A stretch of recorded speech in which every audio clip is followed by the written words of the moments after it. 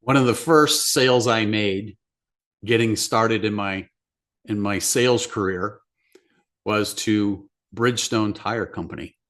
And I remember I pursued this account for well over a year trying to make a sale for training and development.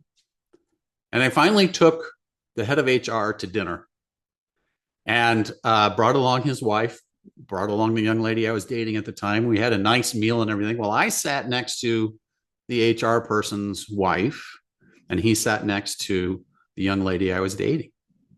As I got to know his wife and we were chatting and things like that, and she said, "Well, tell me more about your product and tell me more about what you do. I know a little bit about it, but I don't know very much."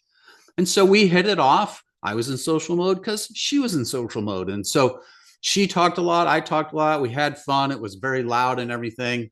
Couldn't even tell you what the other two were doing, right? Because we were just kind of like having a great time and everything. And then at the end of the dessert, she said, "Well, how come my husband hasn't is he using you?" And I said, "No, he hasn't bought anything yet." And she's like, "Hmm." She turned to her husband, who I'd been trying to close for a year. And she said, "Look, he's got a great product and I like him. And I think he can do your company a lot of good. You need to write him a check tomorrow." And he said, "Okay." And guess what? I had a check, not the next day, but 2 days later. So I think a lot of times we need to think about who influences the person making the decision. You don't have to influence just one person. You have to influence the right people. When I teach people about speaking to a group of people, which is very similar to sales, I always tell them 16.5%, that's the tipping point principle. You've got to convince the right 16.5%. So at that dinner table, his wife was the right 16.5%. In other situations, there will be multiple people in a room, perhaps, when you're making a presentation. You've got to understand who are the right 16.5% that are going to convince the others.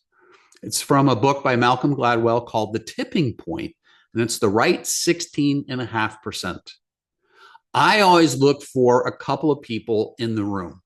Number one, if it's a group of people, who do people gravitate towards? Those tend to be the leaders and the influencers within that group. I look to see is when someone walks in, everybody stops and pays attention to them, even if just for a moment. That tends to tell you that that person has power and influence. And then I get to know the person that's writing the check, and I want to know who are the people in their ear, who are the people that they listen to. And then I want to make sure that I'm including them as well. So think about, you need to influence the right 16.5%. It's not just one person, but it's typically a group of people. Figure out that tipping point and you'll have much greater success.